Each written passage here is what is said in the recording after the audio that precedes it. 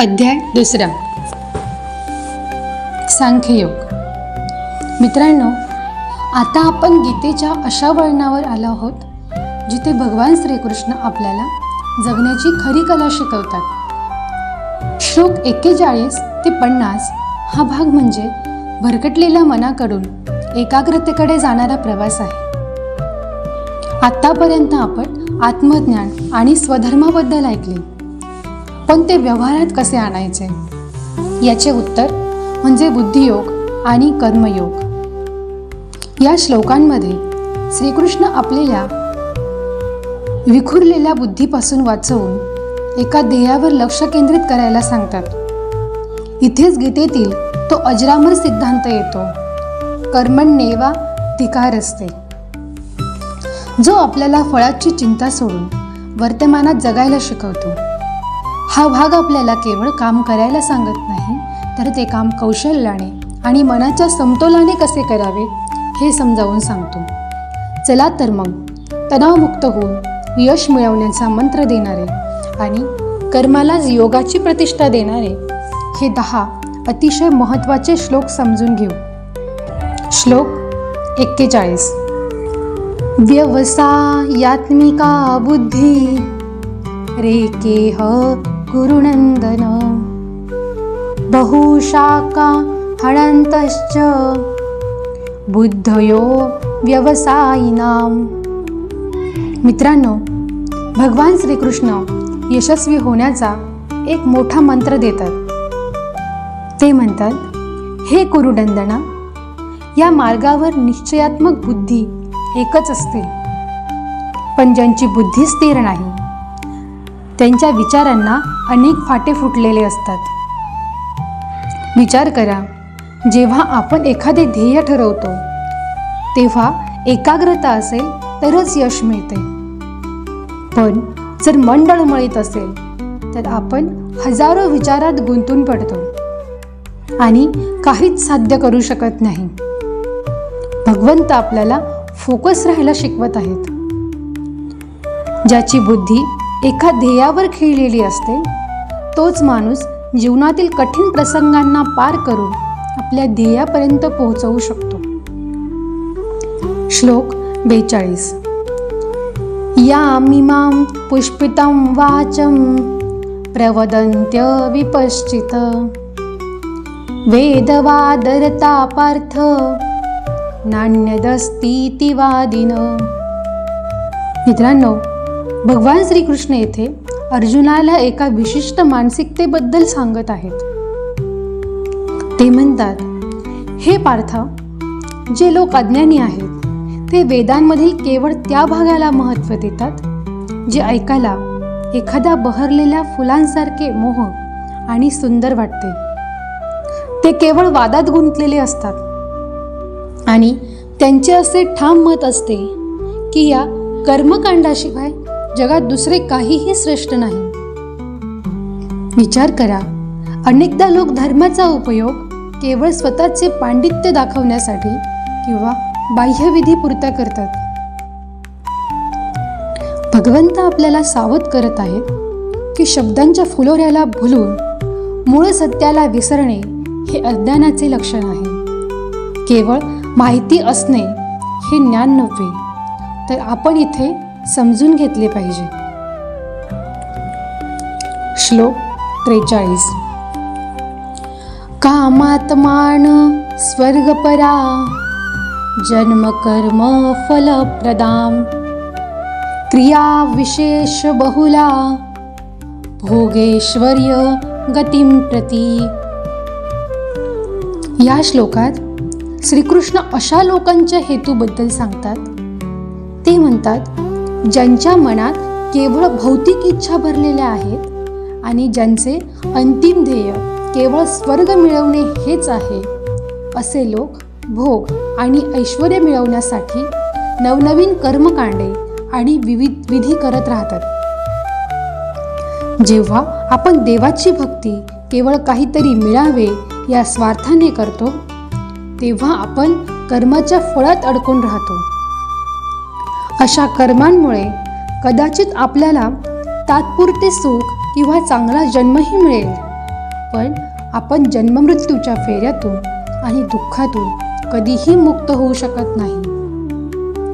भगवंत आपल्याला सुचवत आहेत, आपली भक्ती आणि कर्म हे कोणत्याही फळाच्या आशेविना निस्पृह असावे, तरच आपल्याला आंतरिक प्रगती साध्य होईल.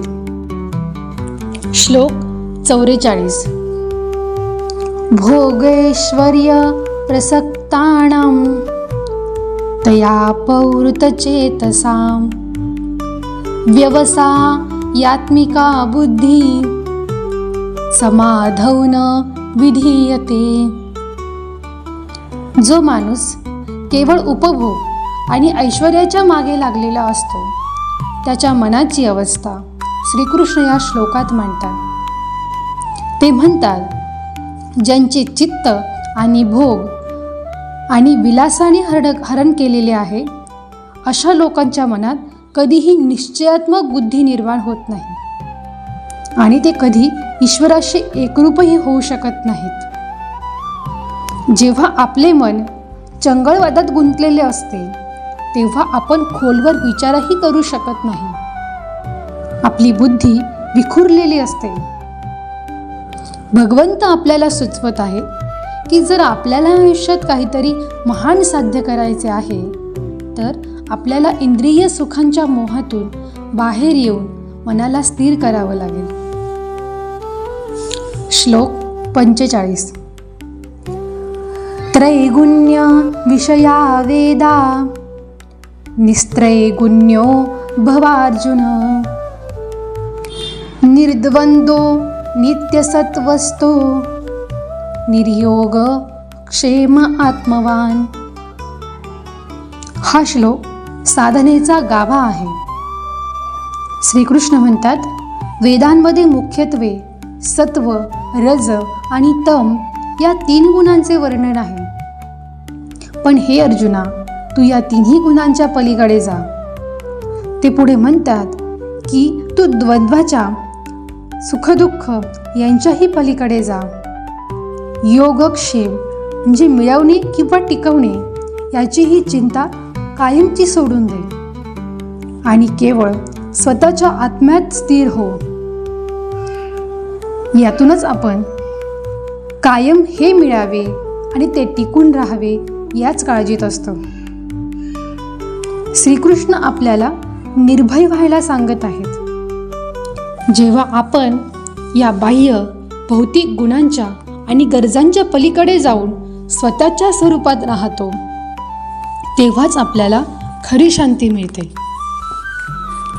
श्लोक 46. यावानर्थ उदपाने सर्वत संप्लुतोदके तावान सर्वेषु वेदेषु ब्राह्मणस्य विजानत. मित्रांनो, भगवान श्रीकृष्ण एक अतिशय सुंदर उदाहरण देतात. ते म्हणतात, ज्याप्रमाणे सगळीकडे पाणीच पाणी भरलेले असताना एका छोट्या विहिरीची जेवढी गरज उरते, तेवढीच गरज आत्मज्ञान प्राप्त झालेल्या ब्राह्मणाला वेदांची उरते. याचा अर्थ असा की जेव्हा आपल्याला परमसत्याचा किंवा ईश्वराचा अनुभव येतो, तेव्हा सर्व लहान लहान विधी आणि कर्मकांडे गौण ठरतात. ज्याला अथांग सागर मिळाला आहे, तो डबक्यासाठी का रडेल? श्रीकृष्ण आपल्याला केवळ शब्दात न अडकवता प्रत्यक्ष अनुभवाकडे आणि आत्मज्ञानाकडे जाण्याचे आव्हान करत आहे, कारण तेच सर्व ज्ञानाचे मूळ आहे. श्लोक 47. कर्मण्येवाधिकारस्ते मा फलेषु कदाचन मा कर्म फलहेतुर्भूर् मा ते संगोस्त कर्मणी.